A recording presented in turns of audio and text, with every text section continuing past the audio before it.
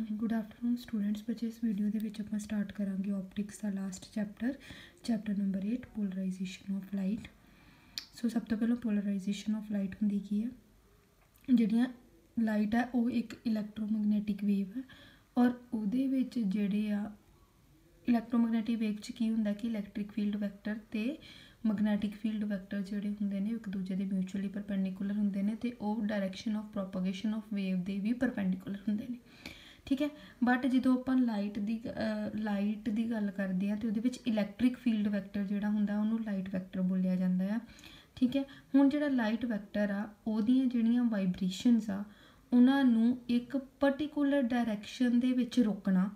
ठीक है, और वो वाली डायरैक्शन जिहड़ी है वो पर्टिकुलर डायरैक्शन दे विच वो वाली चीज़ जिहड़ी है वो रिस्ट्रिक्ट होएगी, वो चीज़ रुकेगी जिहड़ी कि direction of propagation of light they perpendicular. ठीक है, कि उहदे नाल की होएगा कि जिस तरह हुण लाइट है, लाइट हर एक पासे वाल नूं जिहड़ी ट्रांसमिट हुंदी पई है, बाहर निकलदी पई है। ठीक है, इहदे विच पैरेलल कंपोनेंट्स भी हैगे ने, direction of propagation they perpendicular components भी हैगे ने। ठीक है, पैरेलल कंपोनेंट्स नूं आपां एरोज दे नाल डिनोट करांगे। ठीक है, तो परपेंडिकुलर कंपोनेंट्स नूं डॉट्स दे नाल। ठीक, हुण किसी एक पर्टिकुलर डायरैक्शन दे विच परपेंडिकुलर कंपोनेंट जिहड़ा आ डायरैक्शन दे उन्होंने रिस्ट्रिक्ट करना। हुण जरूरी नहीं है कि आ जिहड़ा पैरेलल कंपोनेंट आ ये हमेशा पैरेलल ही होए और ये जिहड़ा परपेंडिकुलर कंपोनेंट है ये हमेशा परपेंडिकुलर ही रहे प्रोपोगेशन ऑफ वेव दे। कई बार इस तरीके नाल भी हो जाता है कि जिहड़ा पैरेलल कंपोनेंट आपां मन्निया एरोज दा वो जदों वो ट्रैवल करती है वेव तो सरफेस दे परपेंडिकुलर हो जाता है। ठीक है, सो ये अनपोलराइज्ड लाइट है, मतलब अजे दी पोलराइजेशन नहीं हुई, ये पैरेलल कंपोनेंट भी है तो परपेंडिकुलर कंपोनेंट भी है। सो पोलराइज्ड लाइट किदां दी होएगी, अगर तो पैरेलल कंपोनेंट ही पैरेलल रहिंदा है तो पास हो जाएगा। अगर डॉट्स जिहड़ियां ने वो परपेंडिकुलर कंपोनेंट जिहड़ा आ वो जिहड़े सरफेस दे विच लाइट जा रही है उहदे अगर पैरेलल हो जाता है तो फिर डॉट्स अगे जाणगियां। मीनस कि जिहड़ी भी चीज़ जिहड़ी आ सरफेस दे परपेंडिकुलर होएगी वो रिस्ट्रिक्ट हो जाएगी, जिहड़ी भी चीज़ पैरेलल आ वो पास हो जाएगी। ठीक है, सो पोलरॉइड्स एक तरह की डिवाइस हुंदे ने जिहड़े लाइट की पोलराइजेशन दे विच यूज़ किए जाते हैं। ਉਹਦੇ ਵਿੱਚ टूरमेलाइन क्रिस्टल आंदा, निकोल प्रिज्म ਜਿਹੜੇ ਨੇ ਉਹ पोलराइजर के तौर पर यूज़ किए जाते हैं। और ये वाला ਜਿਹੜੇ पोलराइजर्स हैं या पोलरॉइड है ये अगर ਆਪਾਂ ਇਹਨਾਂ ਨੂੰ यूज़ करिए ये पता करन दे विच कि जिहड़ी लाइट है ਉਹਦੀ पोलराइजेशन हुई या नहीं हुई तो वो जिहड़ी चीज़ आ उस पोलरॉइड नूं आपां की बोल देंगे एनालाइजर। एक पोलराइज करेगा तो दूसरा जिहड़ा पोलरॉइड आ वो एग्जामिन करेगा कि लाइट पोलराइज्ड हुई है कि नहीं हुई। सो नैक्सट आपां करांगे experimental verification of polarisation of light, जिहदा कनक्लूजन निकलेगा कि ट्रांसवर्स नेचर ऑफ लाइट। इहदा मतलब कनक्लूजन की है कि जिहड़ी लाइट है वो ट्रांसवर्स हुंदी है। तो ये तुहाडे कोल एक पोलराइजर आ, ये एनालाइजर आ पी ते ए। हुण की होया जो ऑर्डीनरी लाइट जिहड़ी आ पी चो पास की, हुण इहदे विच देखो इहदा प्लेन इदां है। सो ओबवियसली एरोज इहदे पैरेलल होणगे, एरोज इहदे पैरेलल होण दे करके एरोज पास हो गए, पर जिहड़ियां डॉट्स ने वो इहदे परपेंडिकुलर होण करके इहदे चों पास नहीं होईयां। हुण ये जिहड़ी चीज़ लाइट है पोलराइज हो चुकी है। हुण क्योंकि पोलराइज्ड जिहड़ी लाइट है उहदे विचों एक कंपोनेंट घट है, अनपोलराइज्ड च दो कंपोनेंट आ रहे हैं पैरेलल ते परपेंडिकुलर। हुण जिहड़ा पोलराइज्ड लाइट है ਉਹਦੇ ਚ सिर्फ पैरेलल कंपोनेंट आ रहा, परपेंडिकुलर कंपोनेंट नहीं आ रहा। सो ਇਹਦਾ मतलब ये है कि लाइट की इंटेंसिटी घट गई। सो जो भी लाइट की पोलराइजेशन होंदी है तो ਉਹਦੀ ਜਿਹੜੀ इंटेंसिटी है वो अद्धी हो जाती है। ठीक है, हुण आपां की कीता अगे एक एनालाइजर लाता जिहड़ा हुण दसेगा कि पोलराइजेशन हुई है कि नहीं हुई। सो ਇਹਦੇ ਵਿੱਚ ਜਦੋਂ ਆਪਾਂ ਇਹਨੂੰ पैरेलल रखिया सो ਇਹਦੇ ਵਿੱਚੋਂ लाइट ਜਿਹੜੀ ਉਹ पास करनी। ठीक है, सो इत्थे सानूं पता नहीं लगा कि पोलराइजेशन हुई है कि नहीं क्योंकि पिछों लाइट ਜਿਹੜੀ ਉਹ पास कर गई है। ठीक है, और लाइट की इंटेंसिटी भी जी घट हो गई है। सो हुण ये है कि अगर आपां हुण ए नूं टेढ़ा कर दिए, एनालाइजर नूं इदां कर दिए, इहदा प्लेन इदां है और इहदा प्लेन इदां है। सो ऑर्डीनरी लाइट जिहड़ी आ उहदे विच दोनों कंपोनेंट्स आ रहे सी, पोलराइज्ड लाइट जिहड़ी आ उहदे विच परपेंडिकुलर कंपोनेंट जिहड़ा वो रिस्ट्रिक्ट हो गया। बट अगे हुण जिहड़ी आपां चीज़ लाई है वो देखो हुण इत्थे प्लेन किदां ही इस तरीके नाल, इत्थे प्लेन है इस तरीके नाल।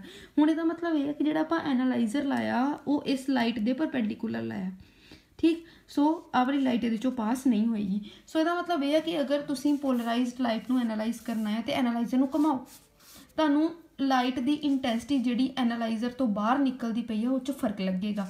पोलराइजर तो पोलराइजेशन जी है, पोलराइजेशन तो बाद जी ऑर्डीनरी लाइट है वो इंटेंसिटी हाफ जरूर हो जाती है, ठीक है। बट हाफ होने के नाल जी है पोलराइजेशन का पता नहीं लगता, क्योंकि हो सकता थोड़ी बहुत पोलराइज हो गई हो सकता थोड़ी बहुत ना हुई हो, ਜਾਂ ज़्यादा हो गई हो घट ना हुई हो।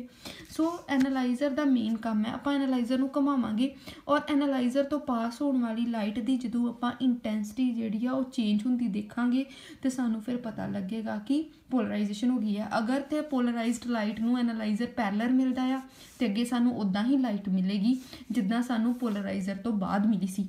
बट अगर सानू एनालाइजर जोड़ा आ वो ये परपेंडिकुलर मिलता है तो फिर अगों जी लाइट है वो पास नहीं होएगी, ठीक है। सो ये चीज़ तो जड़ा कनक्लूजन निकलिया मेन वो ये निकलिया कि जी लाइट है वो ट्रांसवर्स होंदी है नेचर च। नैक्सट आप करांगे एप्लीकेशनस ऑफ पोलराइड्स। पहली एप्लीकेशन है सन ग्लासिस। जो तुम सन ग्लासिस लाते हो तो की होंदा जी लाइट तुहाडी आईज दे विच ज़्यादा एंटर कर रही सी वो घट जाती है। सो इसदा मतलब की होया यही होया ना कि लाइट की जी इंटेंसिटी तुहाडी अखां तक पहुँच रही सी वो हुण घट गई है। मतलब जो स्ट्रोंग लाइट जी साडी अखां च शाइन करती है उन्होंने रोकण दे विच सन ग्लासिस हैल्प करते हैं। सो जी सन ग्लासिस है that is a application of Polaroid.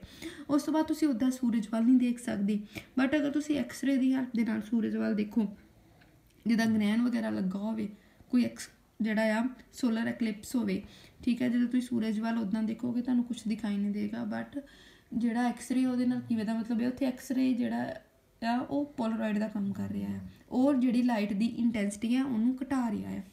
उस तो बाद ਜਿਹੜੇ ट्रेनस ने इत्थे एरोप्लेन्स ने उन्होंने भी ਜਿਹੜਾ ਇਹ यूज़ किए जाते हैं ताकि डिजायर्ड अमाउंट ऑफ जी डिजायर्ड इंटेंसिटी ऑफ लाइट है वो एंटर करे, ठीक है।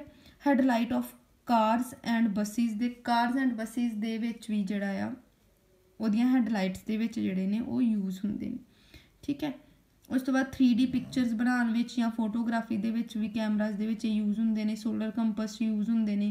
अगर तुम फोटो इलास्टिक स्ट्रैस का एनालाइसिस करना उत्थे LCD जी आप घर लाने कैलकुलेटर्स वॉचिज TV इन्हों भी कितने ना कितने पोलराइड्स यूज़ होंगे ने, ठीक है। और CD प्लेयर के जो कंपैक्ट डिस्क है वो साउंड प्रोड्यूस करने भी जो पोलराइड्स ने वो यूज़ होंगे।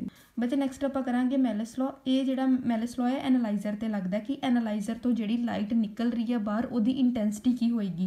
सो जी इंटेंसिटी है which is transmitted through analyser is directly proportional to the square of cosine of angle between analyser and polariser.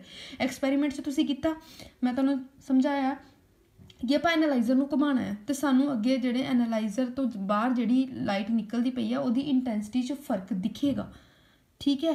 सो कि जी इंटेंसिटी है that is directly proportional to square of cosine of angle between the polariser and analyser.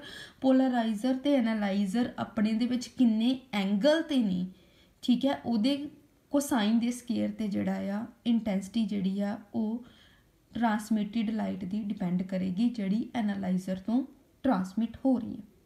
So A is the amplitude of light transmitted by the polariser.